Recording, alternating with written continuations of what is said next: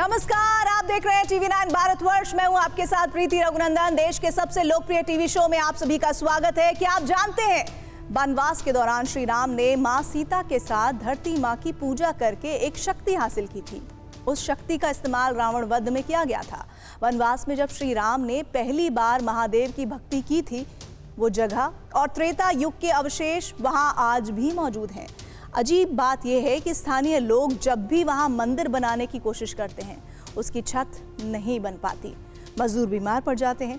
आज हम ऐसे ही कई अनसुनी राम कथा के अनदेखे दृश्यम लेकर आपके सामने आए हैं। वो साक्ष्य देश के जिस इलाके में मौजूद हैं, वहां कैमरा पहुंचना तो दूर की बात है, बाहरी दुनिया के लोग जाने से भी कतराते थे, क्योंकि वहां नक्सलियों का आतंक था।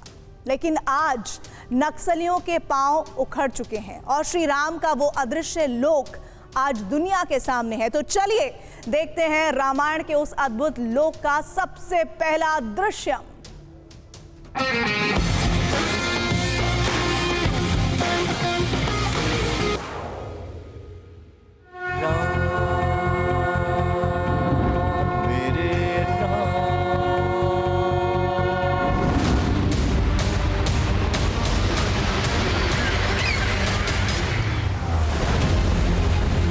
हिंदुस्तान के दक्षिणी छोर पर भारत और श्रीलंका के बीच बने वो 8 टापू, जिन्हें राम सेतु का अवशेष माना जाता है।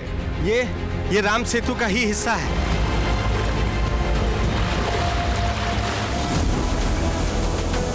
हिंद महासागर के मध्य में रेत से बना एक विशाल चरण चिन्ह। पुराणों के मुताबिक जो श्री राम का माना जाता है। ये पूरा टापू चरण के आकार का है। वाकई विश्वास नहीं हो रहा है, ये हो कैसे सकता है?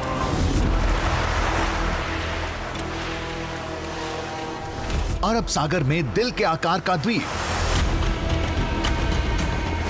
जिस रास्ते महाबली हनुमान पाताल लोक गए और वहां अहिरावण का वध किया था।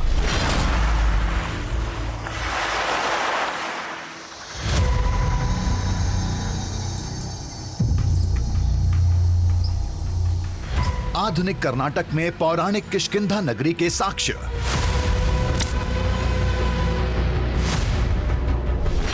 जो वानर साम्राज्य की गाथा आज भी सुनाते हैं।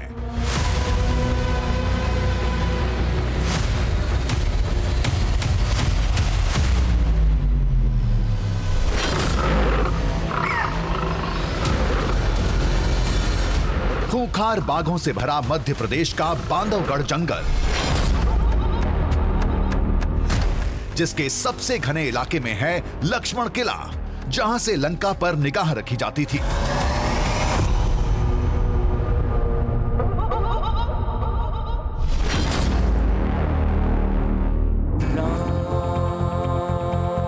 रामायण से जुड़े ऐसे कई बड़े साक्ष्य खोजे जा चुके हैं, लेकिन इसके आगे क्या श्री राम से जुड़ी अब कोई निशानी नहीं बची? क्या राम कथा के अब किसी नए प्रमाण का वजूद नहीं रहा?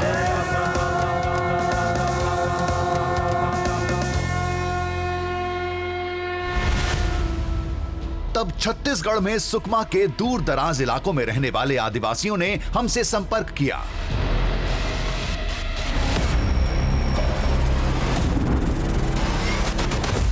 कहते हैं सुकमा के इस जंगल में, जो त्रेता युग में दंडक वन का सबसे अहम, सबसे घना इलाका था, इस अरण्य में श्री राम का एक अदृश्य लोक है।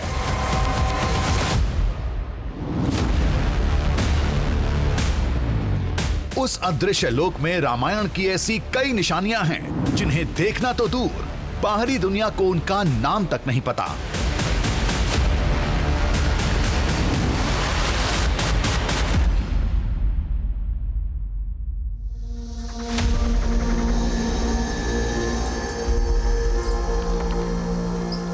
आसपास सिर्फ घना जंगल, और इस घने जंगल में मौजूद है प्रभु श्री राम का वो अदृश्य लोक, जिससे बाहरी दुनिया अब तक अनजान थी। जी हाँ, हम छत्तीसगढ़ के सुकमा में मौजूद हैं, और ये वो स्थान है जहाँ कैमरा तो दूर की बात है, यहाँ से बाहरी दुनिया के जो लोग हैं वो भी प्रवेश नहीं कर पा रहे थे, और उसकी वजह थी यहाँ नक्सलवाद का कड़ा पहरा।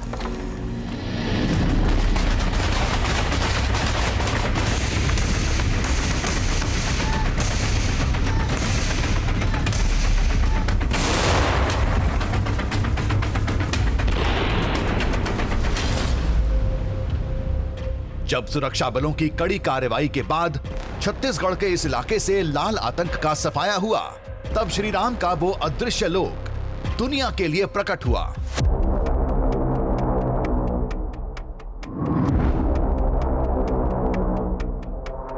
अब ये दुनिया लोगों के लिए खुली है, तो यहाँ मौजूद श्री राम के साक्ष्य भी हम आपको दिखाने पहुंच चुके हैं।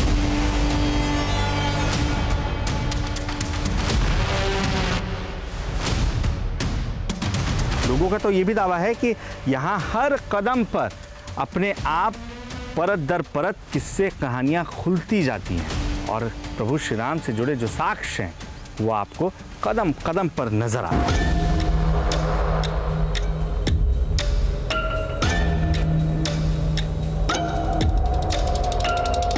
श्री राम का वो पौराणिक मंदिर जिसे नक्सलियों ने बंद कर रखा था,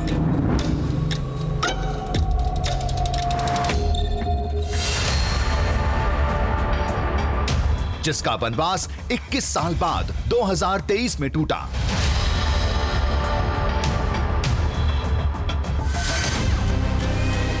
खुले आसमान के नीचे पड़े शिव मंदिर के वो अवशेष जहां श्री राम ने महादेव की पूजा की थी।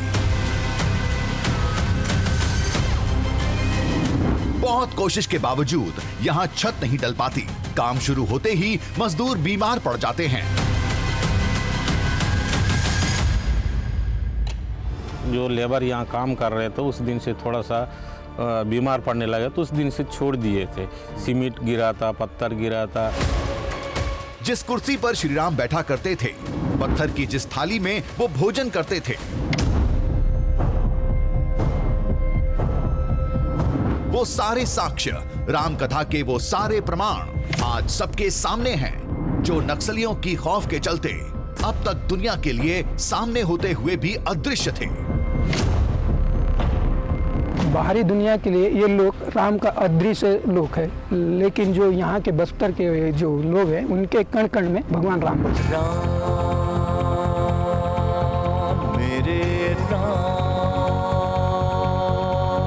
भगवान श्री राम ने यहाँ भूदेवी का पूजा किया।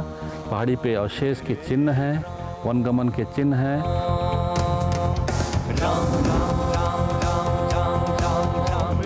बस्तरी राम जी का है, जहाँ भी जाओ कण कण में राम है, इधर राम उधर राम।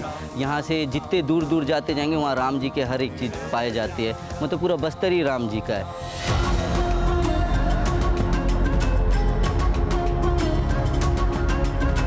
सबसे हैरत अंगेज, सबसे अलौकिक, सबसे अद्भुत थी श्री राम की वो प्राकृतिक प्रतिमा जो 400 साल पहले दीमकों के बाम्बी से मिट्टी में लिपटी मिली थी।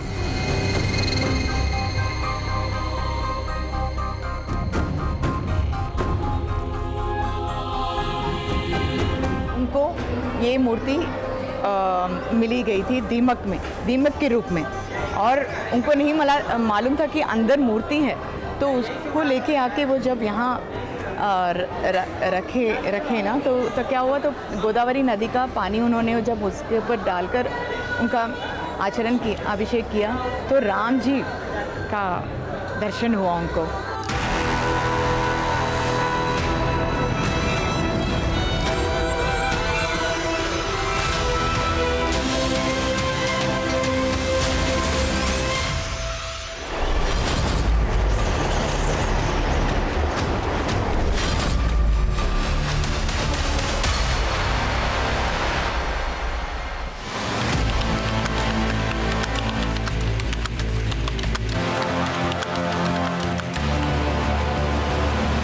इस ऐतिहासिक खोज का आगाज एक शोध से हुआ था, जब हम रामायण से जुड़े नए साक्ष्यों को तलाश रहे थे।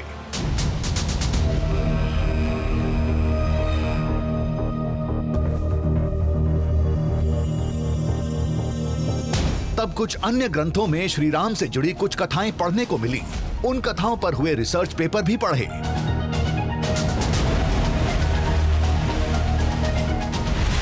तब मालूम चला कि उन कथाओं से जुड़े साक्ष्य आज भी छत्तीसगढ़ के सुकमा और तेलंगाना के भद्राचलम के सीमावर्ती जंगलों में बिखरे पड़े हैं।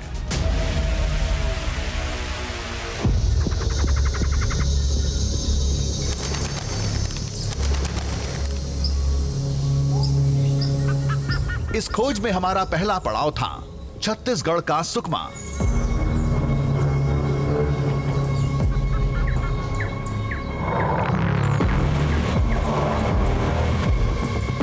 कभी एक समय था नक्सलियों के डर से लोग इधर आने से कतराते थे। सुरक्षा बलों की हिम्मत ने उन साक्ष्यों के मार्ग अब खोल दिए हैं।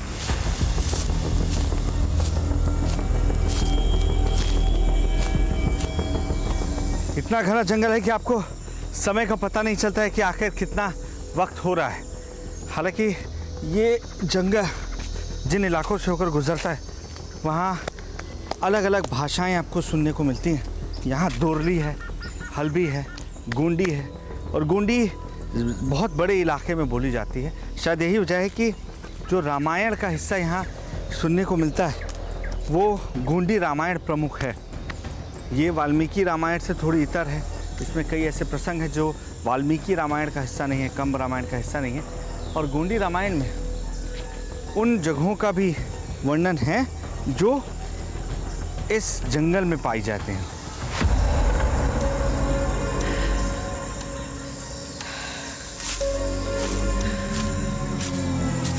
अदृश्य लोक के इस सफर में हमारा पहला पड़ाव था जंगल की वो जमीन जहां श्री राम ने शक्ति की साधना की थी, जिसका जिक्र कृत्तिवास रामायण में मिलता है।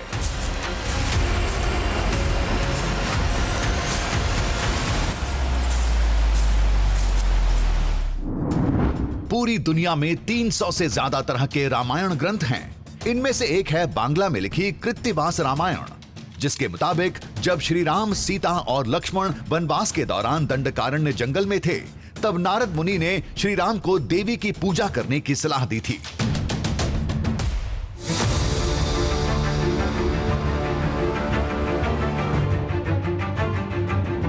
दावे के मुताबिक यहीं पर वो प्रतिमा है जिसकी श्री राम ने उपासना की थी, यानी धरती माता की मूर्ति।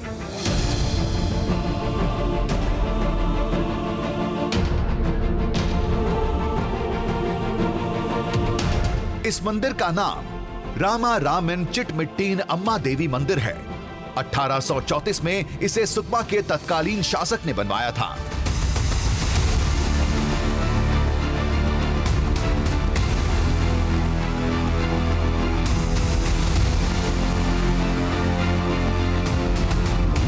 मंदिर के गर्भगृह में देवी की प्रतिमा शिला के रूप में स्थापित थी।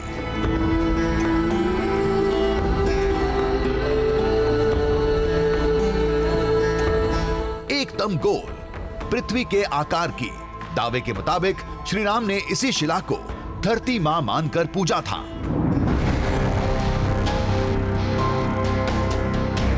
इन्हें भूदेवी का रूप माना गया है। अब आप इनका आकार जब देखेंगे तो जैसे हमारी पृथ्वी गोल आपको नजर आती है, बिल्कुल उसी तरीके से ये शिला आज से नहीं, सैकड़ों और कुछ लोगों का मानना है हजारों वर्ष से यहाँ इसी तरीके से स्थापित है, जिनकी पूजा अर्चना लंबे समय से आदिवासी समाज के लोग करते आ रहे हैं। और अब ये स्थान बाहरी दुनिया के लोगों के लिए खुल रहा है, यानी ये दृश्य पहली बार आप भी देख रहे हैं।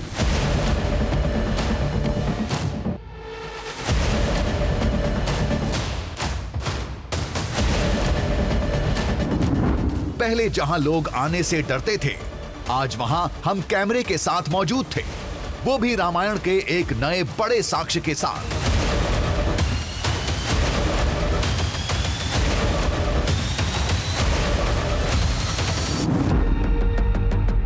यहां आदिवासियों के जीवन का हर पहलू राम से जुड़ा है। दरअसल ये झूला आम इंसानों के लिए नहीं है, ये झूला खुद भगवानों के लिए है, देवताओं के लिए।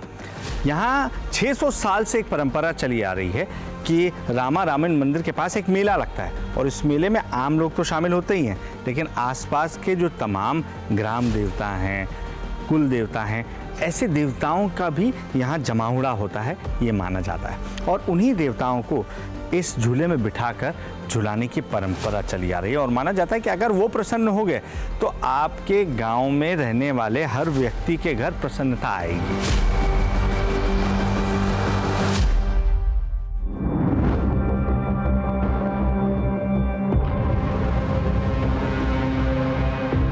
लेकिन श्री राम ने शक्ति उपासना यहां नहीं, ऊपर इस पहाड़ पर की थी।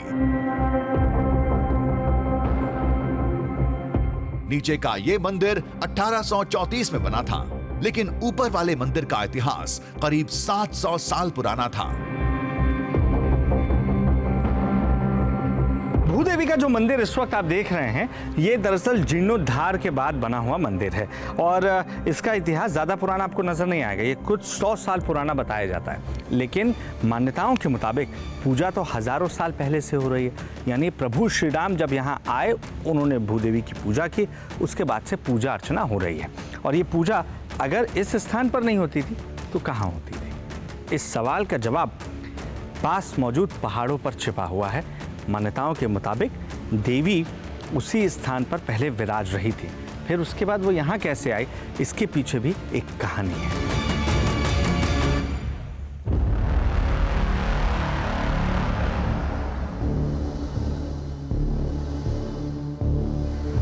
मूर्ति नीचे है तो मंदिर ऊपर क्यों है? इसे लेकर 100 साल पुरानी एक कथा सुनाई जाती है। वार्षिक पूजा के बाद जो मेला लगता है, उसमें पुजारी जो पूजा करता था वो कांसे का तांबे का जो उसका लोटा था पानी का जल चढ़ाने का, वो पूजा के बाद शाम को भूल गया और नीचे आ गया। उसके बाद जब उसको याद आया पुजारी को, वापस लोटा लेने गया ऊपर, तो देवी का भोग लेने का समय रहता है वो एकांत में, तो अचानक से चले गया। तो देवी गुस्सा हो गई और उसने लोटे को लात मार दिया और बोला कि लोटा मेरा जहाँ पर नीचे गिरेगा वहीं पर तुम मेरा मंदिर बनाना।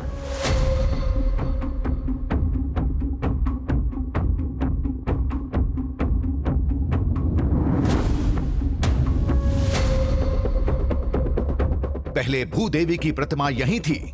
दावे के मुताबिक श्री राम ने यहीं पर शक्ति की पूजा की थी और इसी जगह पर श्री राम ने वनवास के कुछ दिन गुजारे थे।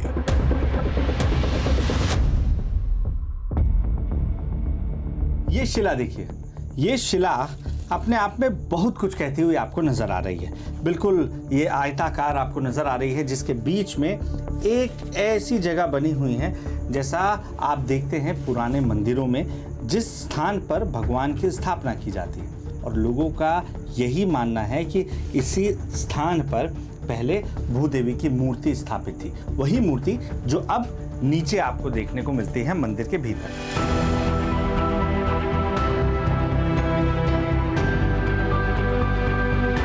ये जगह कितनी अहम है, इसका अंदाजा इसी बात से लगाया जा सकता है।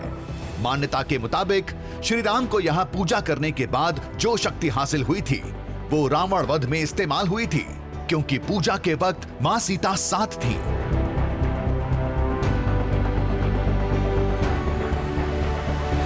पूरी दुनिया श्री राम को मानती है, उनकी पूजा अर्चना करती है। और श्री राम यहाँ आए थे धरती माँ की पूजा करने, जो सीता मैया की माता थी।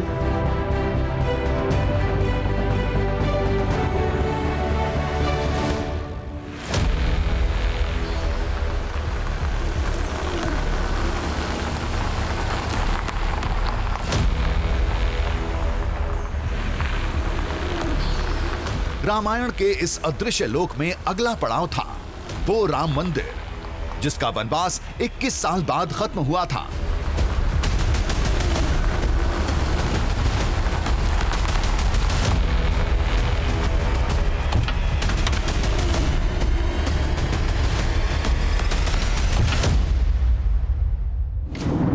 हम जा रहे थे छत्तीसगढ़ के सुकमा से 100 किलोमीटर दूर केरला पेंदा।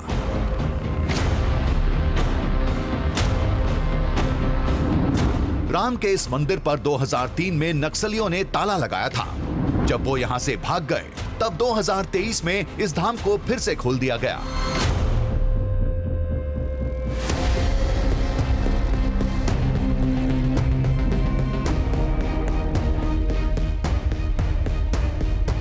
अभी तक यहाँ ठीक से रोड भी नहीं पहुंची है। बाहरी दुनिया के जो लोग हैं, यानी इस स्थान और आसपास के इलाके के अलावा लोग यहाँ पहुँच पाए, इसकी संभावना काफ़ी कम थी।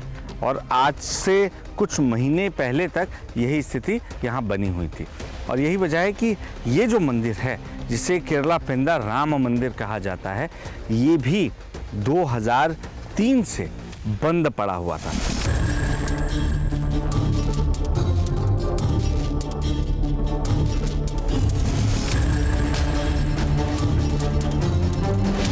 अब आप सोच रहे होंगे, दिखने में साधारण सामान्य मूर्तियां, दरार से भरी दीवारें, इस मंदिर में ऐसा क्या खास है?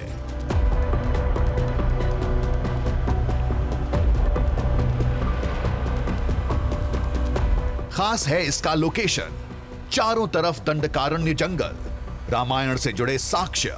ऐसे में इस मंदिर को यहीं क्यों बनाया गया, जबकि मौजूदा ढांचा बनाने में कड़ी मशक्कत करनी पड़ी थी? तो ये मंदिर कौन बनवाया भैया, इसके बारे में कोई जानकारी है आपको? नहीं, उतना जानकारी नहीं है। बनाया मतलब बनाने के लिए भी बोला है, गांव वाले बनाया।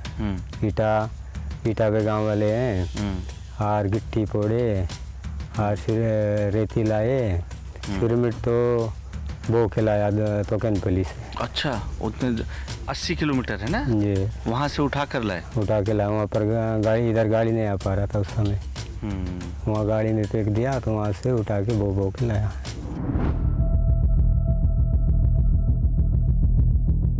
दूसरी खास बात है वो अनजान बाबा, जिनके कहने पर यह मंदिर बनवाया गया। बताया जाता है कि वो बाबा अचानक एक दिन गांव में आए, कई दिनों तक लोगों को राम कथा सुनाए। अचानक एक दिन राम मंदिर बनाने को कहा, और मंदिर बनने के दौरान ही अचानक कहीं गायब हो गए। कोई बिहारी महाराज? बिहारी महाराज तो सब कम है। वो काली नहीं, वो काली ऐसी बता के गया है, नाप जोप करके। अच्छा, मिस्त्री बन बनाया, कौन मिस्त्री बनाया उनका मालूम नहीं है हमको। उनके आदेश से बनाया, उनके इशारे पे, है ना जी। अच्छा अच्छा।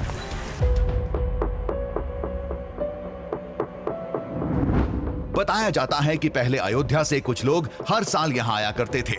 स्थानीय लोगों को वजह नहीं पता, लेकिन वो अयोध्या वासी बहुत गहरी आस्था के साथ पूजा करते थे। ये वही क्षेत्र है जहां से प्रभु श्री राम वनवास के दरमियान गुजरे थे, और इस मंदिर की मान्यता इतनी बताई जाती है कि अयोध्या से मेले में शामिल होने के लिए लोग हमेशा आते थे। लेकिन जैसे जैसे नक्सलवाद का प्रभाव इस क्षेत्र में बढ़ता गया, उसके बाद इस मंदिर में 2003 में नक्सलियों के द्वारा ताला लगा दिया गया, और गांव के लोग चाहकर भी इस मंदिर में पूजा अर्चना के लिए दाखिल नहीं हो पाते थे। ये सिलसिला 1-2 साल नहीं, 21 साल तक चला।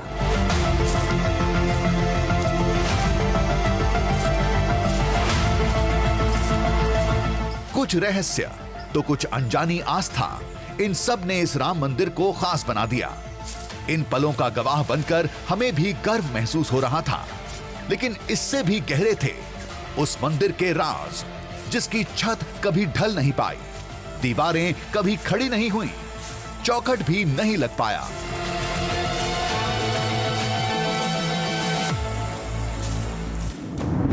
अगला पड़ाव था छत्तीसगढ़ में केरला पेंदा से 95 किलोमीटर दूर इंजेराम।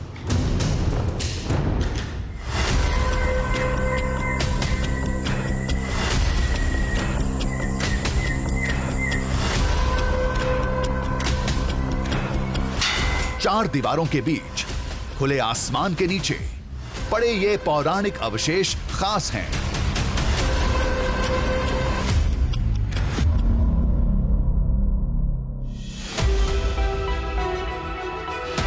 ये जमीन पिछले कई सालों से ऐसे अवशेष उगल रही है। यहां से जुड़ी मान्यता कहती है श्री राम ने यहां पर शिव साधना की थी। बाद के राजाओं ने यहां मंदिर बनवाए, जिसके टुकड़े, मूर्तियां एक एक करके बाहर निकल रही हैं।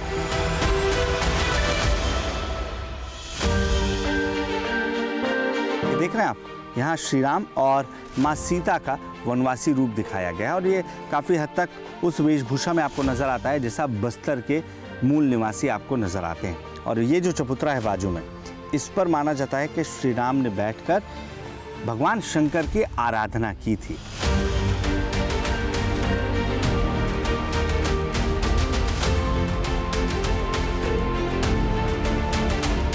इस जगह का राम से गहरा जुड़ाव है, इतना कि लोगों ने अपनी पहचान तक बदल ली। श्री राम के आने से पहले इस जगह को लोग सिंघनगुड़ा कहते थे। आज इस गांव का नाम राम के नाम पर है। ये गांव पहले पूर्वज के लोगों में सिंघनगुड़ा के नाम से जाना जाता था। और जब दूसरे गांव के व्यक्ति ने यहाँ के पूछा, इस गांव के व्यक्ति को पूछा, तभी कौन आया था, बोलने से अभी राम आया वाला। उसका अर्थ होता आदिवासी शब्द में इंजे राम वासमत। उस दिन से इसको इंजराम नाम रखा गया है। मतलब उससे पहले अलग नाम था? अलग था, सिंघनगुड़ा के नाम से जाना जाता था।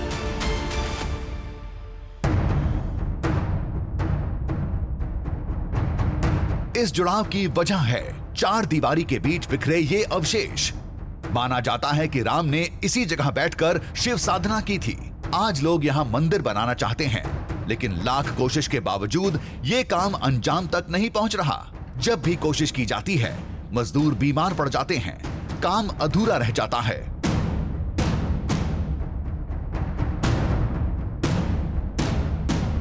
खुले आसमान के नीचे तमाम मूर्तियां हजारों साल से ऐसी पड़ी हुई हैं। इसमें ब्रह्मा, विष्णु, महेश हैं, सतबहिनी हैं, शीतला माँ हैं, दुर्गा माँ हैं, नंदी बाबा हैं, गणेश जी हैं। तो सवाल उठता है कि क्या यहाँ पर कभी मंदिर बनाने की कोशिश नहीं की गई? लेकिन जवाब है ऐसा नहीं है।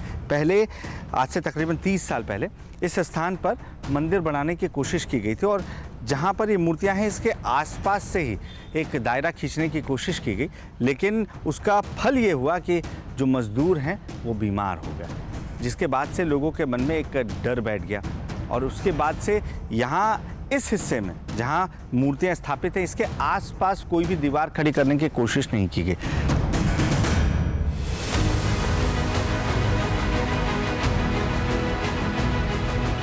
उसके बाद से फिर छोड़ दिए हम लोग ने। फिर हम लोग शासन को लिखा पढ़ी करके फिर बाउंड्री दूर से बनाए हम लोग। उस दिन से ठीक है। अच्छा, दूर से बनाने पे ठीक है? ठीक है। अब हम लोग शासन से भी ये विनती करते हैं कि बगल में मंदिर बन जाए। मूर्ति तो रहेगा, मंदिर राम भगवान के नाम से मंदिर और बन जाए तो और अच्छा रहेगा, बोलता मुझसे। लोग यही मानते हैं कि भगवान राम ने खुले आसमान के नीचे शिव साधना की थी, इसलिए यहाँ छत नहीं ढल पाती। फिलहाल तो ये मान्यता सच के काफी करीब दिख रही थी।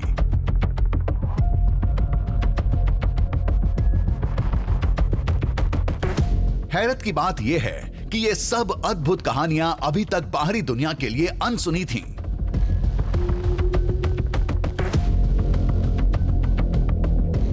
ये शबरी वन था।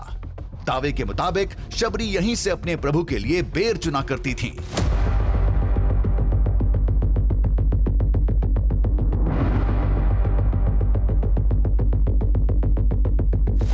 शबरी भी आदिवासी थीं और आज भी ये धरती आदिवासियों की है। लोग बोलते राम यहाँ आए थे? राम आए थे तभी तो शबरी बना है।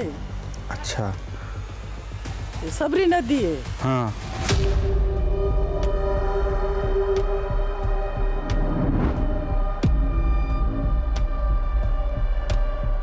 राम को जो माता खिलाता है ना, झूठा वाला। हाँ, झूठा बेर। बेर। हाँ। राम को। हाँ। लक्ष्मण को नहीं खाता है। हाँ हाँ हाँ। तो वो शबरी ने यहाँ खिलाया था? हाँ, खिलाया था शबरी वाला। हाँ, अच्छा। तो ये नदी उसी माँ के नाम पे है, शबरी के? हाँ, शबरी उसी के नाम पर है। हाँ, यही रहती थी वो? यही इधर से पार होके जा रहे थे। हाँ, बोलते हैं पार होके जा रहे थे।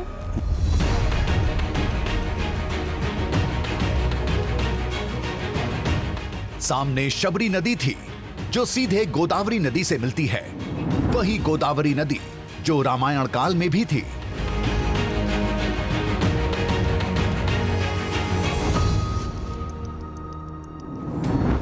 अब इस सफर में छत्तीसगढ़ के सुकमा के बाद हमारा अगला पड़ाव था तेलंगाना का भद्राचलम। ये वही मार्ग था जिससे होकर श्री राम, मां सीता और लक्ष्मण ने देश के दक्षिणी हिस्से में प्रवेश किया था।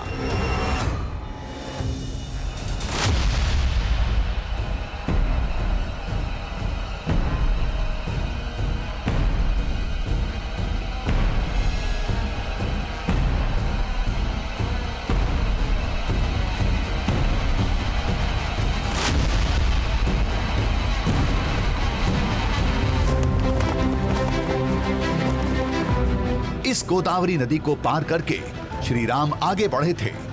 आज भी आगे के साक्ष्यों को देखने के लिए इसी नदी को पार करके जाना पड़ता है।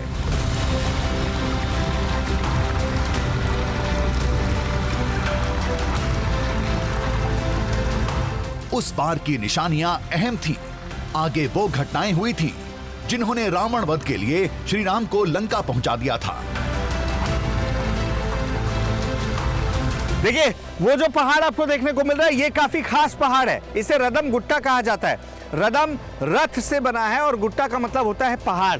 इस ऊंचे पहाड़ पर माना यही जाता है कि रावण पहले इसी स्थान पर उतरा था जब वो मां सीता के हरण के लिए आया था, और उसके बाद भिक्षुक का रूप लेकर वो उस स्थान पर यानी नदी को पार करके दूसरे स्थान पर पहुंचा था। इसका मतलब साफ साफ यही है कि हम अपने अगले पड़ाव के काफी करीब पहुंच चुके हैं। रदम गुट्टा हमें मिल गया है। इसके सामने ही वो स्थान होना चाहिए जहां पंचवटी है, जहां से मां सीता का हरण हुआ था। उस साइड चलिए भैया।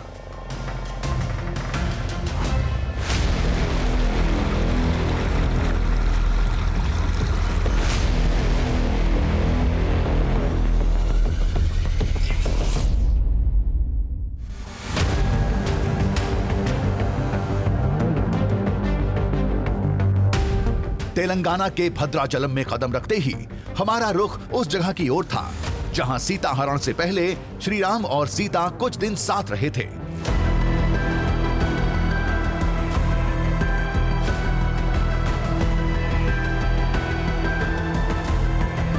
यहाँ तकरीबन 2.5 से 3 साल का वक्त प्रभु श्री राम ने गोदावरी के तट पर यहाँ गुजारा था, और यही वजह है कि इस शिला पर, इस चट्टान पर कई ऐसे साक्ष्य आज भी मौजूद हैं जो श्री राम से जुड़े हुए हैं, सीता मैया से जुड़े हुए हैं और जगह जगह पर बिखरे हुए हैं।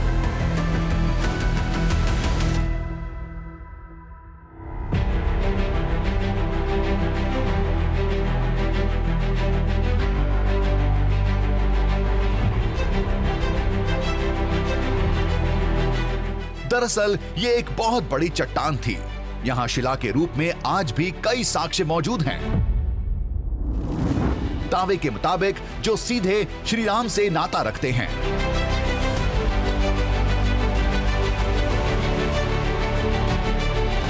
कुर्सी की आकार वाली इस शिला को देखिए। मान्यता है कि त्रेता युग में ये भगवान राम का आसन था।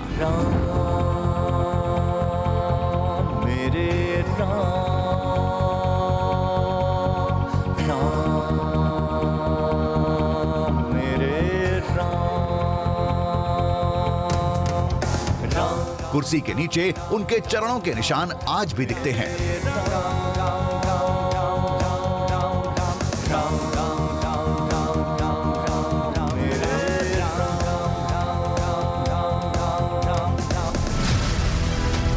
ये वो स्थान है जिसे लेकर लोगों का ये मानना है कि यहाँ माँ सीता और भगवान श्री राम आज भी मौजूद है, जहाँ उनका मिलन होता है।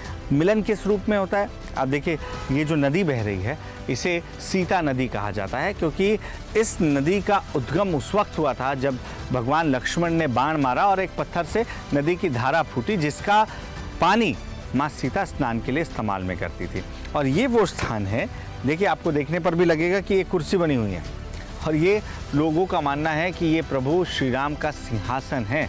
वो इस स्थान पर विराजमान होते थे, जिनके पैरों के निशान इसके ठीक नीचे आज भी देखने को मिलते हैं। और यही वजह है कि लोगों का ये विश्वास है कि यहाँ पर माँ सीता नदी के रूप में है, भगवान श्री राम अपने पद चिन्ह और अपने सिंहासन के रूप में है, यानी यहाँ दोनों हमेशा साथ ही रहते हैं।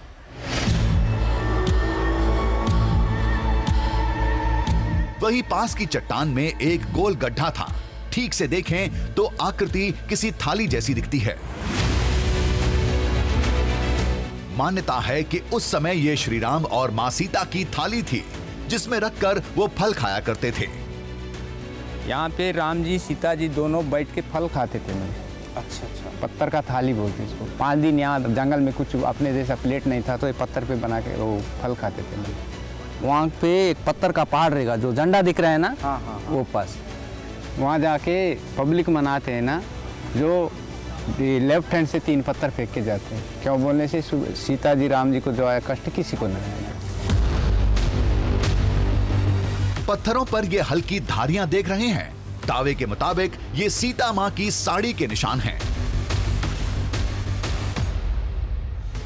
जिस दिन रावण ने उनका हरण किया था, उस सुबह साड़ी यहीं सूखने के लिए डाली गई थी। सीता जी तो वापस नहीं लौटी, लेकिन वो साड़ी यहीं पड़ी रही, जो वक्त के साथ प्रकृति में विलीन हो गई। लेकिन ये निशान आज भी हैं।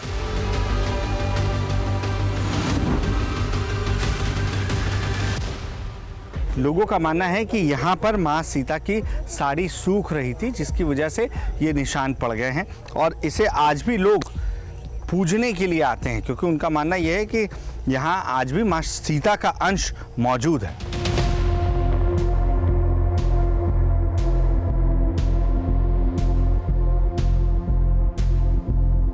चट्टान से चंद फासले की दूरी पर है वो इलाका, दावे के मुताबिक जहां सीता का हरण हुआ था।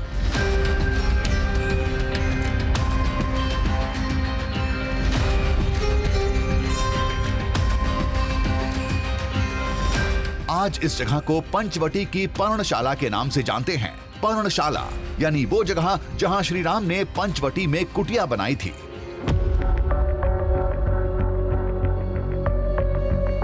यहाँ दिखाने की कोशिश यही की गई है, जब रावण माँ सीता के हरण के लिए आया था तब उसने एक स्वर्ण मृग का रूप धारण किया था और यहाँ वही दिखाया जा रहा है कि माँ सीता भगवान श्री राम उस स्वर्ण मृग को देख रहे हैं, जिसके साथ खेलने की इच्छा जाहिर की थी माँ सीता ने। और यहाँ स्वर्ण मृग दिखाया गया, ये देखिए।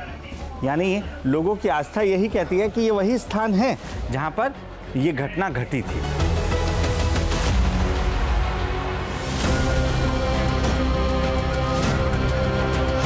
यानी इसी जगह मां सीता को स्वर्ण मृग दिखा था।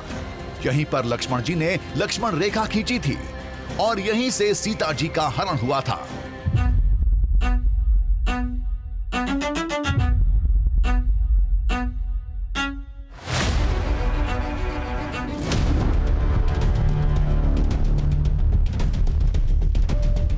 हालांकि पंचवटी का एक और दावा महाराष्ट्र के नासिक में भी होता है, लेकिन लोग भद्राचलम की इस धरती पर बनी इन निशानियों को ही सच्चा मानते हैं। इसकी वजह है पंचवटी के ये 5 वट। इस स्थान पर मौजूद 5 वट वृक्ष काफी महत्वपूर्ण है, क्योंकि माना यह जाता है कि ये युगों पुराने हैं। यानी त्रेता युग से लेकर कलयुग तक इस वट वृक्ष की कहानियां हैं। माना यही जाता है कि पंचवटी जो नाम पड़ा था 5 वट वृक्ष की वजह से पड़ा था, और उन्हीं 5 वट वृक्ष में से एक वट वृक्ष यहाँ है और बाकी जो 4 वट वृक्ष हैं वो इस कुटिया के इर्द गिर्द हैं। यानी जिस कुटिया में भगवान श्री राम माँ सीता और लक्ष्मण जी के साथ रह रहे थे, उसके चारों तरफ एक पहचान के तौर पर उन्होंने वट वृक्ष की स्थापना की।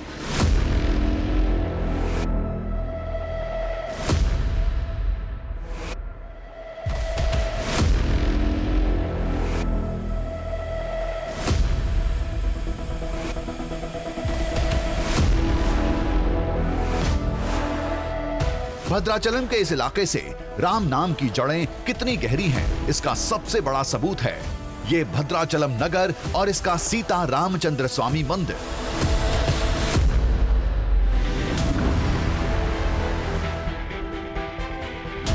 मंदिर के बनाने का श्रेय 17वीं सदी के महान तेलुगु संत रामदासु को जाता है और श्री राम यहाँ भद्र ऋषि की वजह से आए थे, जिनकी राम भक्ति आज भी लोगों के लिए चमत्कार से कम नहीं।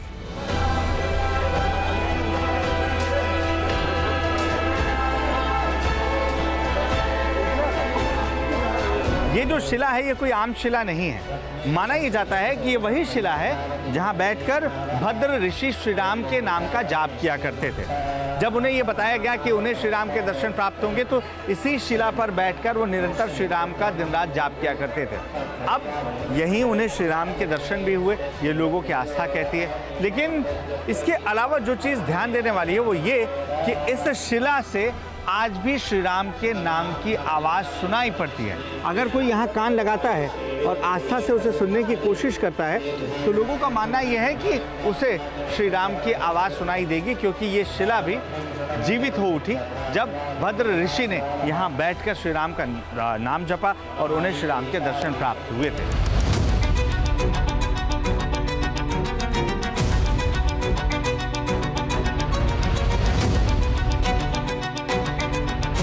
सबसे खास है इसके गर्भगृह में रखी भगवान राम की अलौकिक प्रतिमा। दावे के मुताबिक जो एक श्री राम भक्त आदिवासी महिला दमक्का को 400 साल पहले दीमकों के बाम्बी से मिली थी।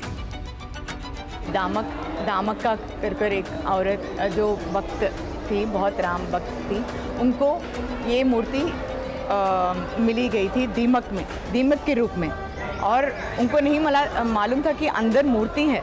तो उसको लेके आके वो जब यहाँ रखे ना, तो क्या हुआ, तो गोदावरी नदी का पानी उन्होंने जब उसके ऊपर डालकर उनका आचरण किया, अभिषेक किया, तो राम जी का दर्शन हुआ उनको। गर्भगृह में कैमरा लेकर जाने की इजाजत नहीं है, लिहाजा हम एक छवि की मदद से ही दिखा सकते हैं।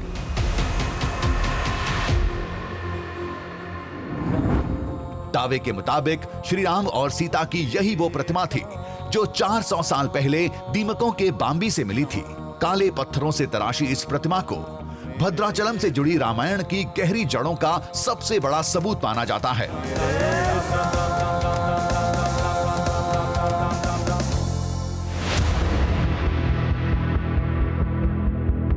आज भी मंदिर परिसर में वो कोना मौजूद है जहां राम भक्त दमक्का को वो मूर्ति मिली थी।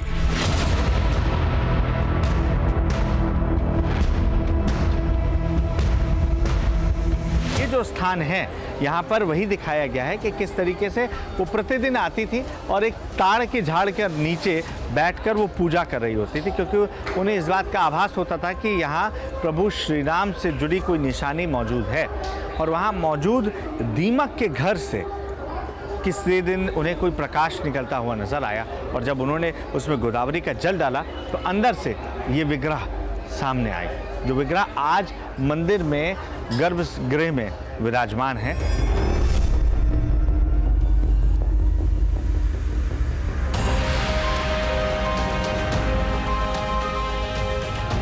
मध्य प्रदेश हो या छत्तीसगढ़, तेलंगाना हो या आंध्र प्रदेश, बात जब रामायण की निशानियों की होती है तो लोगों को साक्ष्यों की जरूरत नहीं महसूस होती, क्योंकि इन्हें सहेजने वाला कोई और नहीं, खुद कुदरत है, और कुदरत को कोई चुनौती नहीं दे सकता।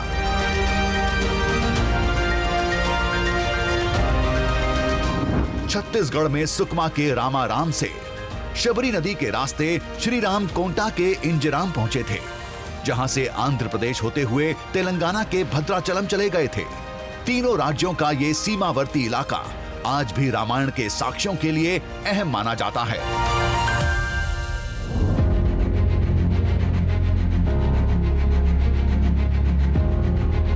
सुकमा क्षेत्र को अगर 50 से 75 किलोमीटर के रेडियस पे ले लें, जिसमें उड़ीसा का मलकानगिरी जिला भी आता है और इधर सीमावर्ती तेलंगाना के भी जिले के कुछ हिस्से और आंध्र प्रदेश का भी कुछ चिंतूर वाला इलाका आता है, जो कि सुकमा रियासत का एक हिस्सा था एक समय में 14वीं शताब्दी के बाद।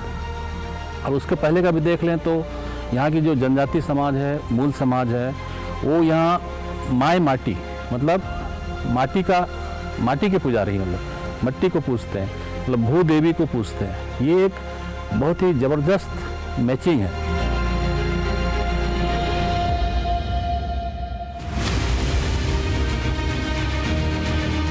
इस इलाके का एक बड़ा हिस्सा पहले नक्सलियों के कब्जे में था।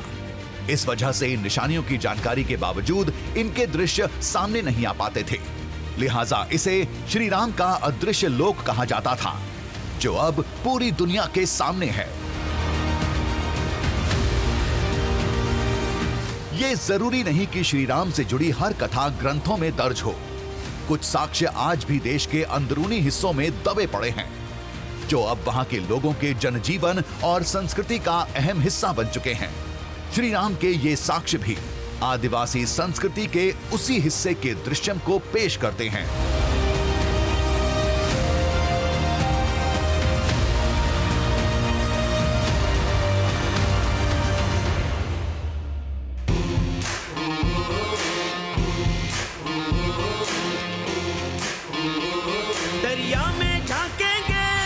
पर्वत को नापेंगे, बांधेंगे धरती को अंबर की डोरों से, सूरज के चेहरे से पर्दा हटाना है, तूफान आंधी को भी अब चीर के जाना है, कुदरत की मुट्ठी से अब छीन लाएंगे हम, कुदरत की मुट्ठी से अब छीन लाएंगे हम। दृश्यम दृश्यम दृश्यम दृश्यम